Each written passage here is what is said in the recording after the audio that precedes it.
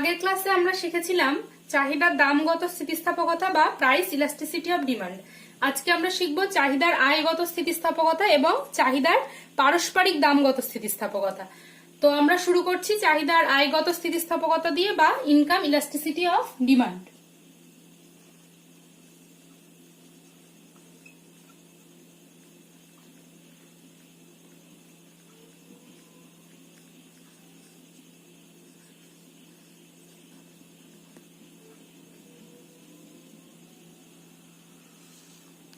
দেখো, আগের ক্লাসেও বলেছিলাম স্থিতিস্থাপকতা কি এবং সেখান থেকে আমরা চাহিদার দামগত স্থিতিস্থাপকতা শিখেছিলাম। তবু আজকে ছোট্ট করে আমি বলছি। দেখো, একদম প্রথমে আমরা শিখেছিলাম যে চাহিদার কিছু কিছু নির্ধারক আছে এবং সেগুলোকে আমরা একটা অপেক্ষকের রূপে লিখেছিলাম এবং এক্স যদি কোনো চাহিদা হয় তাহলে সেটাকে আমরা এভাবে লিখেছিলাম যে ফাংশন অফ পি এক্স মানে হচ্ছে যে দ্রব্যের চাহিদার কথা বলছি, এক্স দ্রব্য তার নিজের দাম, পি ওয়াই মানে সংশ্লিষ্ট অন্যান্য দ্রব্যের দাম, আই হচ্ছে ইনকাম যিনি ক্রেতা তার, টি হচ্ছে টেস্ট বা পছন্দ ক্রেতার পছন্দ ইত্যাদি। এবং সেখান থেকে অন্যান্য সকল নির্ধারককে স্থির রেখে আমরা চাহিদাটাকে ফাংশন অফ পি এক্স মানে যে দ্রব্য তার নিজের দামের সঙ্গে একটা অপেক্ষক রূপে লিখেছিলাম এবং এখান থেকে একটা সম্পর্ক পেয়েছিলাম যে দামের সঙ্গে কোনো দ্রব্যের চাহিদা তার বিপরীতমুখী সম্পর্ক আছে, মানে দাম বাড়লে চাহিদা কমে এবং দাম কমলে চাহিদা বাড়ে। তো এটা ল অফ ডিমান্ড বা চাহিদা সূত্র থেকে শিখেছিলাম, কিন্তু এটা শিখিনি এখান থেকে যে দামের কতটুকু চেঞ্জের ফলে চাহিদার কতটুকু চেঞ্জ হয় বা দামের 1% চেঞ্জ হলে চাহিদার পরিবর্তনের হারটা কি হয়। তো স্থিতিস্থাপকতার ধারণাই এটা যে একটার পরিবর্তনের রেসপেক্টে অন্যটার পরিবর্তনের হারটা কত, এটাই স্থিতিস্থাপকতা। তো আগের দিন আমরা যখন চাহিদার দামগত স্থিতিস্থাপকতা শিখেছিলাম তখন তার নিজের দামের সঙ্গে চাহিদার পরিবর্তনের হারটা বার করেছিলাম। আজ যেহেতু আমরা ইনকাম ইলাস্টিসিটি অফ ডিমান্ড বা চাহিদার দামগত স্থিতিস্থাপকতা শিখব, সুতরাং আজকে আমরা যেটা শিখব অন্যান্য সমস্ত নির্ধারক স্থির রেখে চাহিদাটাকে আমরা শুধুমাত্র ইনকামের ফাংশন হিসাবে লিখব এবং সেক্ষেত্রে দেখব যে ইনকামের 1% চেঞ্জ হলে তখন চাহিদার শতকরা পরিবর্তনের হারটা কি হয়। তাহলে বোঝা গেল। তাহলে আমরা এখানে কি দেখব, এখানে আমরা ধরে নিচ্ছি যে চাহিদার অন্যান্য সমস্ত নির্ধারক যেমন অন্যান্য সংশ্লিষ্ট অন্যান্য দ্রব্যের দাম, যে দ্রব্যের চাহিদার কথা বলছি তার নিজের দাম, ক্রেতার রুচি পছন্দ, এই সমস্ত বিষয়গুলো অপরিবর্তিত এবং এইরকম পরিস্থিতিতে ক্রেতার আয় যদি শতকরা 1 ভাগ পরিবর্তিত হয় তাহলে কোনো দ্রব্যের চাহিদায় শতকরা কত ভাগ পরিবর্তন হয়, যত ভাগ পরিবর্তন হয় সেটাই হলো ওই দ্রব্যের চাহিদার আয়গত স্থিতিস্থাপকতা। তাহলে সেই দ্রব্যের চাহিদার আয়গত স্থিতিস্থাপকতা যেটাকে আমরা ই আই বলেও লিখতে পারি, সেটাকে আমরা এভাবে লিখতে পারি যে এক্স যে দ্রব্য তার চাহিদার শতকরা পরিবর্তন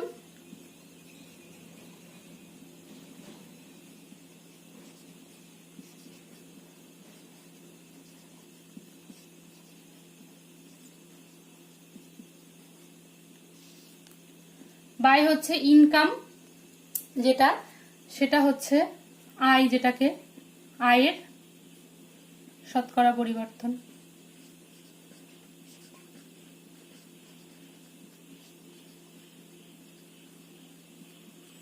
তাহলে দেখো, এটাকে আমরা লিখতে পারি এভাবে, চাহিদাটাকে আমরা এক্স দিয়ে প্রকাশ করেছি এবং চাহিদার শতকরা পরিবর্তন, চাহিদার পরিবর্তনের হারটাকে যদি আমরা ডেল এক্স দিয়ে লিখি আর আয়ের শতকরা পরিবর্তনের হারটাকে আমরা ডেল আই দিয়ে লিখছি। শতকরা পরিবর্তন বলছি, সরি, চাহিদার পরিবর্তনটাকে আমরা ডেল এক্স এবং আয়ের পরিবর্তনটাকে আমরা ডেল আই দিয়ে লিখছি। তাহলে চাহিদার শতকরা পরিবর্তনের হার হচ্ছে del X by X into 100 আর আয়ের শতকরা পরিবর্তন হচ্ছে del I by I into 100। 100 cancel out হয়ে যাচ্ছে, তাহলে থাকছে তোমার, এটা লিখতে পারি del X by X I by del I. এটাকে আমরা সাজিয়ে লিখতে পারি del X by del I I by X. তাহলে এটা আমরা পেলাম চাহিদার আয়গত স্থিতিস্থাপকতা বা ইনকাম ইলাস্টিসিটি অফ ডিমান্ড। বোঝা গেল? এবারে দেখো এই যে আমরা সূত্রটা পেয়েছি, এখানে আমরা এই যে আই ইনকামটা, একটা মানুষের ইনকাম সবসময় ধনাত্মক, কোন দ্রব্যের চাহিদা সেটাও সবসময় ধনাত্মক। তাহলে এই পার্টটা পুরোটাই ধনাত্মক যদি হয়, তাহলে কোন দ্রব্যের ইনকাম ইলাস্টিসিটি অফ ডিমান্ড ধনাত্মক হবে না ঋণাত্মক হবে সেটা এই পার্টটার উপর ডিপেন্ড করবে। এই পার্টটা যদি ঋণাত্মক হয় তাহলে গোটাটা ঋণাত্মক হবে, এই পার্টটা যদি ধনাত্মক হয় তাহলে গোটাটা ধনাত্মক হবে। তাহলে চলো দেখি এবার কন্ডিশনগুলো কখন ধনাত্মক হয় এবং কখন ঋণাত্মক হয়।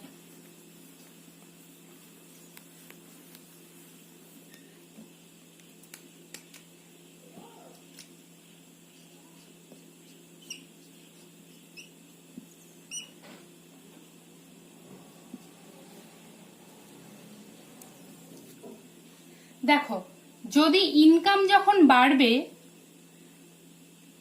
তখন যদি চাহিদাটাও বাড়ে, তার মানে কি হবে, তখন del X by del I এটা গ্রেটার দেন 0 হবে, অর্থাৎ এটা পজিটিভ হবে।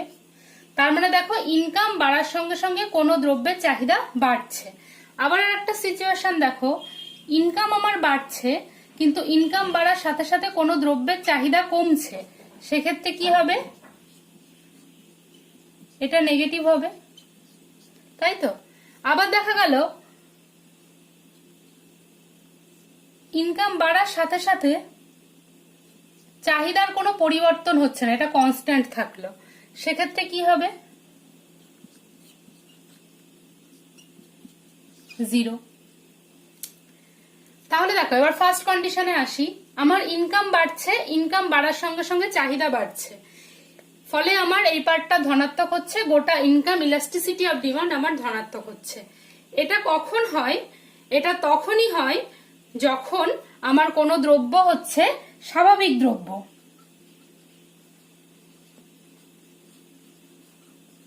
স্বাভাবিক দ্রব্য। সেকেন্ড কন্ডিশনে আসি, ইনকাম আমার বাড়ছে কিন্তু ইনকাম বাড়া সত্ত্বেও দেখো দ্রব্যটির চাহিদা কমে যাচ্ছে।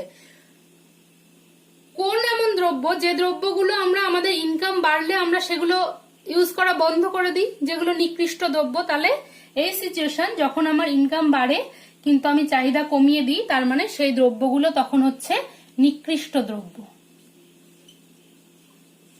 বোঝা গেল?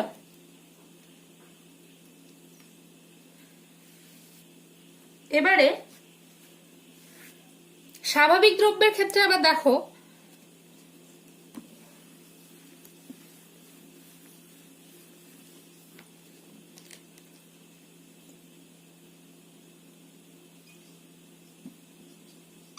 এটা পেলাম স্বাভাবিক,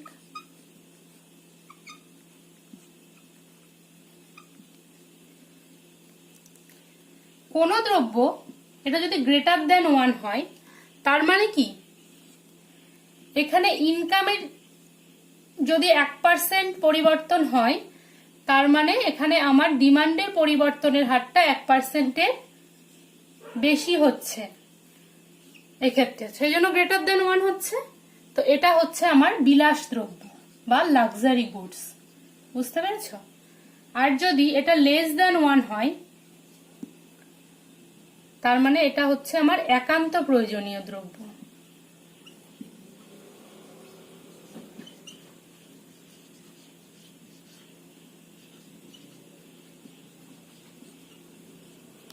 বোঝা গেল? তার মানে আমরা এখান থেকে কি দেখছি, যে এই যে ইআই এর মানটা কি, মানে ইআইটা গ্রেটার দেন 0 না লেস দেন 0, বা ইআই এর মানটা কি, পজিটিভ না নেগেটিভ, সেটার উপর ডিপেন্ড করে দ্রব্যটা কি ধরনের সেটা আমরা এখান থেকে বলতে পারছি। তো চলো এবার আমরা দেখি যে cross price elasticity of demand বা চাহিদার পারস্পরিক দামগত স্থিতিস্থাপকতা।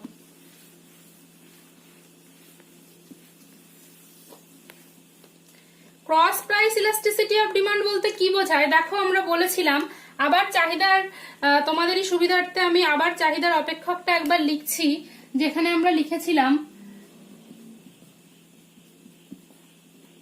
বাকিগুলো আর লিখলাম না কারণ বাকিগুলো নিয়ে আমাদের এখন কাজ নেই। এটা এক্স দ্রব্যের নিজের দাম, এটা হচ্ছে বাজারের সংশ্লিষ্ট অন্যান্য দ্রব্যের দাম। তার মানে কি, আমরা এক্স দ্রব্যের চাহিদার কথা বলছি। এবার বাজারে সংশ্লিষ্ট অন্যান্য দ্রব্যও আছে। আমি এটাও বলেছিলাম যে সংশ্লিষ্ট অন্যান্য দ্রব্য দুই প্রকারের, একটা আছে পরিবর্ত কোনগুলো, যেটা একটার পরিবর্তে অন্যটা ব্যবহার করা যায়, আর একটা আছে পরিপূরক, মানে একটার সঙ্গে অন্যটাকে ভোগ করতে হয়। এই দুই প্রকারের সংশ্লিষ্ট দ্রব্য নিয়ে আলোচনা করব। তাহলে চলো আমরা আসি। যখন আমরা চাহিদার পারস্পরিক দামগত স্থিতিস্থাপকতা আলোচনা করব, তখন আমরা বাকি সমস্ত নির্ধারকগুলোকে স্থির রাখবো এবং চাহিদাটাকে শুধুমাত্র ফাংশন অফ বাজারের সংশ্লিষ্ট অন্যান্য দ্রব্যের দামের ফাংশন হিসেবে লিখব এবং এখান থেকে আসবো চাহিদার পারস্পরিক দামগত স্থিতিস্থাপকতা। তাহলে দেখো, অন্যান্য সকল বিষয়, তাহলে আমি একইভাবে আবার বলতে পারি, অন্যান্য সকল বিষয় অপরিবর্তিত রেখে বাজারে সংশ্লিষ্ট অপর দ্রব্যের দামের যদি 1% পরিবর্তিত হয়, তাহলে আমি যে দ্রব্যের চাহিদার কথা বলছি সেই দ্রব্যের চাহিদাতে শতকরা যত ভাগ পরিবর্তন হয় তাকেই বলা হয় চাহিদার পারস্পরিক দামগত স্থিতিস্থাপকতা। তাহলে এখান থেকে আমি সূত্রটা লিখতেই পারি যে এক্স দ্রব্যের চাহিদার শতকরা পরিবর্তন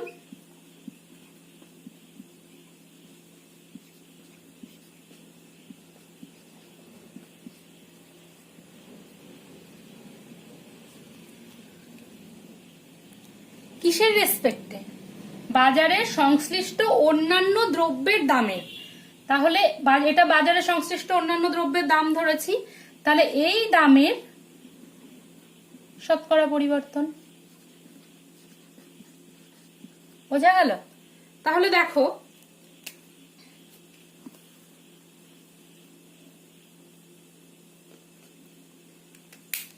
আবার আমরা চাহিদার পরিবর্তনটাকে যদি ডেল এক্স আর এই দামের পরিবর্তনটাকে যদি ডেল পি ওয়াই দিয়ে লিখি, তাহলে এটাকে আমরা সূত্রের আকারে লিখতে পারি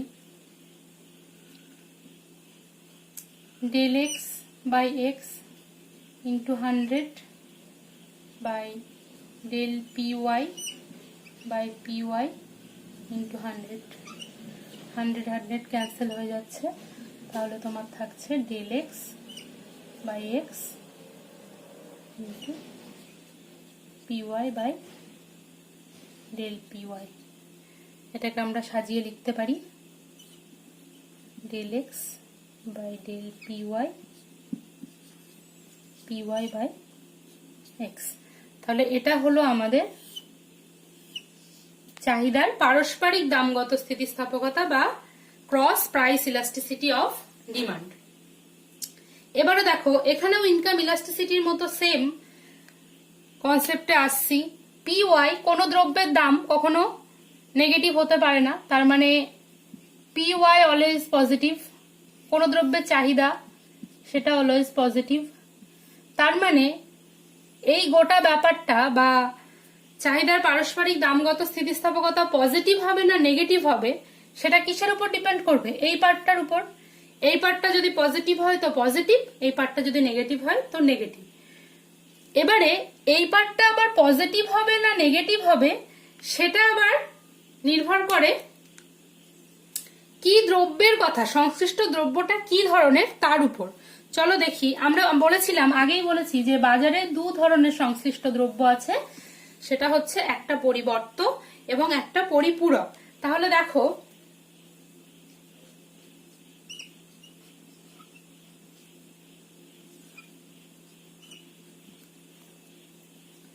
এই পার্টটা নিয়ে আলোচনা করছি। তাহলে আমি বললাম যে এই পার্টটা আবার কিরকম হবে সেটা কিসের উপর নির্ভর করে? দ্রব্যের প্রকৃতি। দ্রব্যের প্রকৃতি আমি কি কি বলেছি? একটা আমি বলেছি পরিবর্ত, আর একটা আমি বলেছি পরিপূরক। আগের ক্লাসেও বলেছিলাম পরিবর্ত মানে কি, একটার পরিবর্তে আর একটা ব্যবহার করা যায়। যেমন ধরো আমি চায়ের পরিবর্তে কফি খেতে পারি। পরিপূরক কি, একটার সঙ্গে আর একটা, যেমন আমাকে চায়ের সঙ্গে চিনি খেতে হবে। বোঝা গেল? তাহলে দেখো কিরকম হবে। প্রথমে পরিবর্ত দ্রব্যের ক্ষেত্রে আসি, তারপর পরিপূরকে যাচ্ছি। তাহলে দেখো, এক্স এর চাহিদার কথা বলেছি আর সেখানে আমরা দাম নিয়েছি ওয়াই, মানে ওয়াই এর দাম। ধরে নিচ্ছি এখানে তাহলে এক্স আর ওয়াই হচ্ছে ওয়াই এর দাম।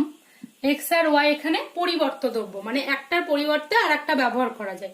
এক্স যদি চা হয়, ওয়াই তাহলে কফি, এরকম অবস্থায় দেখো। আর একটার পরিবর্তে একটা যখন ব্যবহার করা যায়, তখন আমরা কি বলেছিলাম, তখন আগের ক্লাসে শিখেছিলাম যে যখন আমি চায়ের পরিবর্তে ধরো কফি ব্যবহার করতে পারবো, এরকম সময় যদি আমার চায়ের দামটা বেড়ে যায়, তাহলে আমি চায়ের ডিমান্ডটা কমিয়ে দেব, তারপর আমি কফির ডিমান্ডটা বাড়িয়ে দেব। তার মানে কি দেখো, একজনের দাম বাড়ার সঙ্গে আর একজনের চাহিদার একটা সমমুখী সম্পর্ক। তাহলে পরিবর্ত দ্রব্য নিয়ে যখন আমরা আলোচনা করছি, তাহলে দেখো পি ওয়াই এর দামটা যদি বেড়ে যায়, মানে পি ওয়াই যদি বেড়ে যায়, তখন আমি কি করব, তার মানে আমার ওয়াই এর চাহিদাটা কমে যাবে, তাহলে আমি ওয়াই কম কম কিনে এক্সটা বেশি কিনবো। তার মানে কি আমার এক্স এর চাহিদাটাও বেড়ে যাবে। সেক্ষেত্রে তখন আমার কি হবে, তাহলে del P Y greater than zero, এক্সটাও আমার গ্রেটার দ্যান জিরো, ডেল এক্সটা। তাহলে গোটা ব্যাপারটা del X by del P Y গোটাটা গ্রেটার দ্যান জিরো, অর্থাৎ এটা পজিটিভ হবে। উল্টোটা দেখো, পরিপূরক দ্রব্য চা এবং চিনি, বা আমি আগের ভিডিওতে বলেছিলাম গাড়ি এবং পেট্রোল দিয়ে তোমাদের বুঝিয়েছিলাম। তো দেখো চা এবং চিনি, যদি চায়ের দাম বেড়ে যায়, তাহলে আমি তো চা কেনা কমিয়ে দেবো। তাহলে চা কেনা যখন আমি কমিয়ে দেবো, তাহলে চায়ের সাথে সাথে আমি যে জিনিসটা ভোগ করি চিনি, তাহলে আমার চিনির চাহিদাটাও কমে যাবে। সেরকম তাহলে দেখো এখানে যদি এক্স আর ওয়াই দ্রব্যটাকে যখন আমরা পরিপূরক দ্রব্য ধরবো, সেই সময় যদি পি ওয়াইটা যদি বাড়ে, তার মানে ধরো চায়ের দামটা বেড়ে গেল, সেই সময় তাহলে আমি তার পরিপূরক দ্রব্য চিনি, তার চাহিদাটা কি হবে, আমার তার চাহিদাটা কমে যাবে।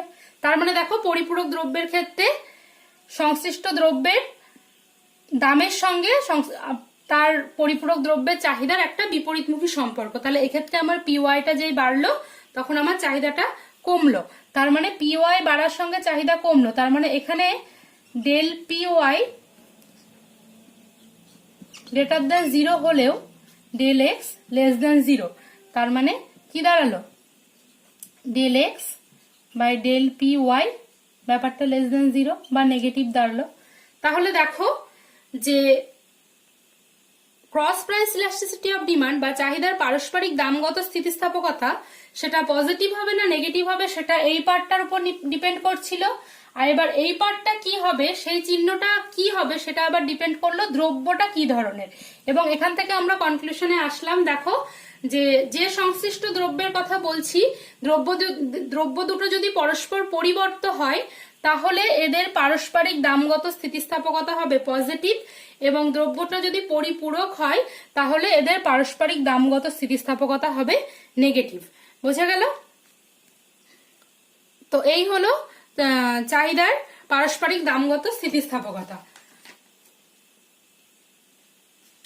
সুতরাং আমরা কি বুঝতে পারলাম এখান থেকে, যে পারস্পরিক স্থিতিস্থাপকতার চিহ্নটা কি, সেই চিহ্নটা দেখে আমরা ওই দ্রব্য দুটির মধ্যে কি ধরনের সম্পর্ক, দ্রব্য দুটো পরিপূরক না পরিবর্ত, সেই সম্পর্কে আমরা বুঝতে পারি। ক্লিয়ার?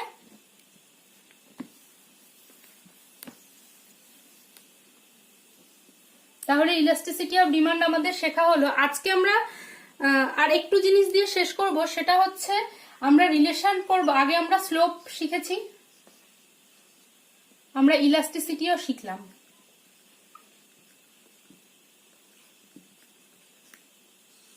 ছোট্ট করে আমরা স্লোপ এবং ইলাস্টিসিটির মধ্যে কি সম্পর্ক আছে সেটা দেখে নেব, এবং সেটা দেখে নেওয়ার পর আজকে আমরা শেষ করব।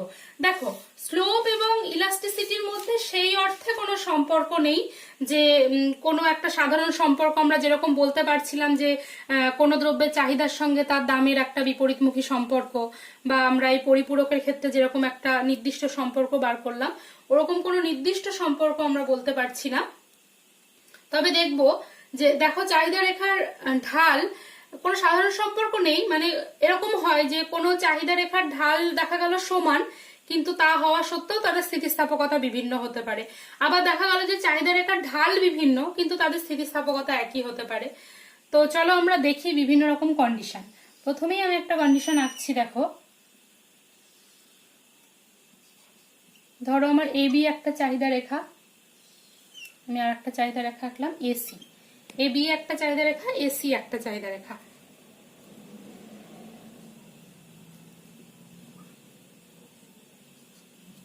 দেখো বরাবরের মতো এদিকে হচ্ছে কোয়ান্টিটি বা পরিমাণ, আর এদিকে দাম মাপছি।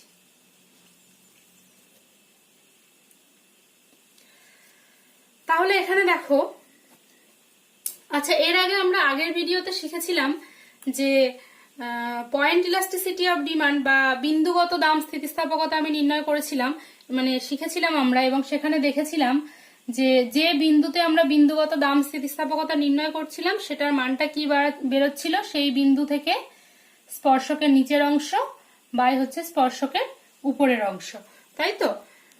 তাহলে দেখো এখানে আমরা একটা নাম দিই ই এফ। তাহলে এ বি চাহিদা রেখার ক্ষেত্রে আমার স্থিতিস্থাপকতা কত? এ বি চাহিদা রেখার ক্ষেত্রে দেখছি, দেখো ইবি বাই ইএ, এটা সমান কি? ওডি বাই ডিএ। কেন এটা লিখলাম, এই দুটো কেন লিখলাম সেই সম্পর্কটা দেখো এখানে ছোট্ট করে বলে দিই। এই একটা ত্রিভুজ এ ও বি, এই ত্রিভুজের এটা ভূমি, ভূমিটার সঙ্গে সমান্তরাল করে যখন এই রেখাটা টানা হলো তখন এই সমান্তরাল রেখাটা বাকি বাহু দুটোকে সম অনুপাতে বিভক্ত করে। তার মানে এটা দুটো বিপরীত বাহু, তাহলে এটা বাই এটা সমান এটা বাই এটা, সেই হিসাবে লিখলাম ইবি বাই এই বাই ইএ সমান ওডি বাই ডিএ। সেরকম এসি এর ক্ষেত্রে কি হবে? সিএফ বাই এফ এ সমান, এই যে এই ত্রিভুজটাকে যদি আমরা ভাবি তাহলে সেম সূত্রানুযায়ী ওডি বাই ডিএ। দেখো এখানেও ওডি বাই ডিএ, এখানেও ওডি বাই ডিএ, তার মানে এটা সমান এটা, তার মানে দুটোরই স্থিতিস্থাপকতা সমান হলো। কিন্তু দেখো দুটো চাহিদা রেখার ঢাল কিন্তু বিভিন্ন, তাহলে দুটো চাহিদা রেখার ঢাল বিভিন্ন হওয়া সত্ত্বেও স্থিতিস্থাপকতা একই রকম হলো। এবার আর একটা কন্ডিশনে আসি, দেখো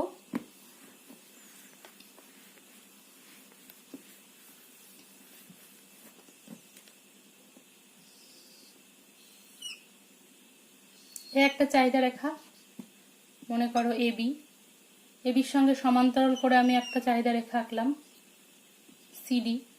তাহলে দুটো চাহিদা রেখা সমান্তরাল মানে দুটো চাহিদা রেখার ঢাল সমান। দেখো এখানে কিন্তু ঢালটা সমান, এক্ষেত্রে কি হয় দেখো,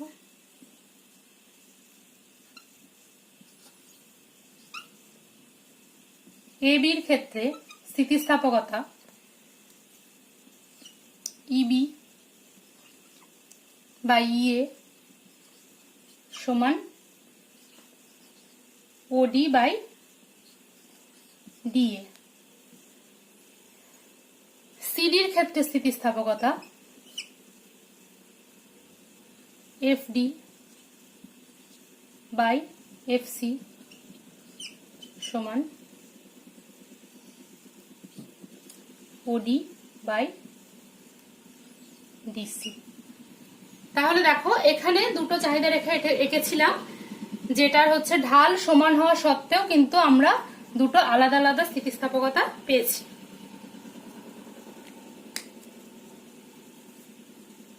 আর একটা কন্ডিশন চলো দেখি,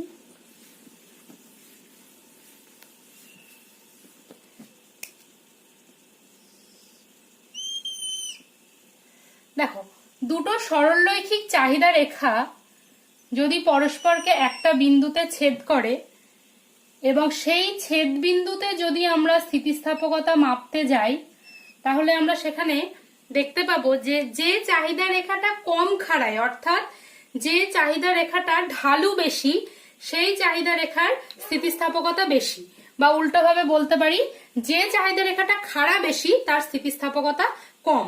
চলো আমরা এখানে দেখি, এ বি সিডি দুটো চাহিদা রেখার নাম দিলাম। তাহলে দেখো এ বির ক্ষেত্রে দেখো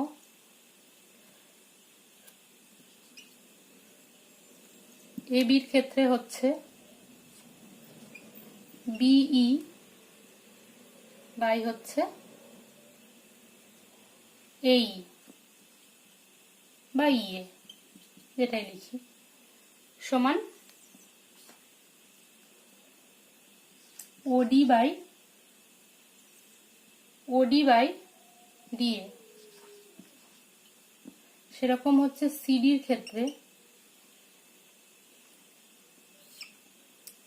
ক্ষেত্রে ডিই বাই হচ্ছে ইসি সমান হচ্ছে ওডি বাই ডিসি। তাহলে দেখো এইখানটায় তুলনাটা আমরা খুব সোজাভাবে করতে পারবো। উপরে এটাতে হচ্ছে ওডি বাই উপরে হচ্ছে ডিএ, তার মানে এটা উপরে তুলনামূলকভাবে ছোট, নিচে দুটোরই সেম আছে,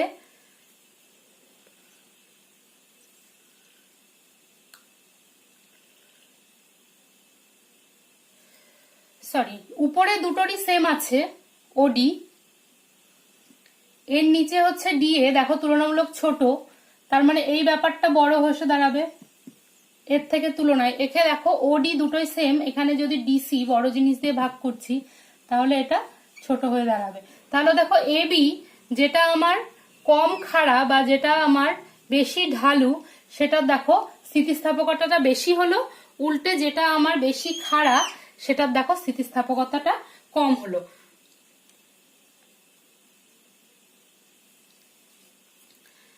সেরকম ভাবে আমরা আগের গুলোতেই দেখেছিলাম যে দেখো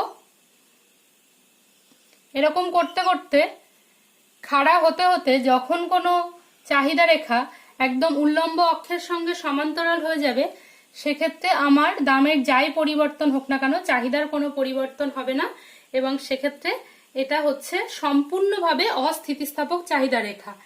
এবং বিপরীতভাবে এটা হচ্ছে সম্পূর্ণ, যখন কোনো চাহিদা রেখা অনুভূমিক অক্ষের সঙ্গে সমান্তরাল হয়ে যাবে তখন সেটা হচ্ছে সম্পূর্ণভাবে স্থিতিস্থাপক চাহিদা রেখা। তাহলে এই আমাদের চাহিদা চ্যাপ্টার পুরো কমপ্লিট হয়ে গেল। এখান থেকে আমরা চাহিদা এবং চাহিদা স্থিতিস্থাপকতার একটা কমপ্লিট ধারণাও পেলাম। পরবর্তীতে আমরা পরবর্তী চ্যাপ্টার শুরু করব উৎপাদন তত্ত্ব।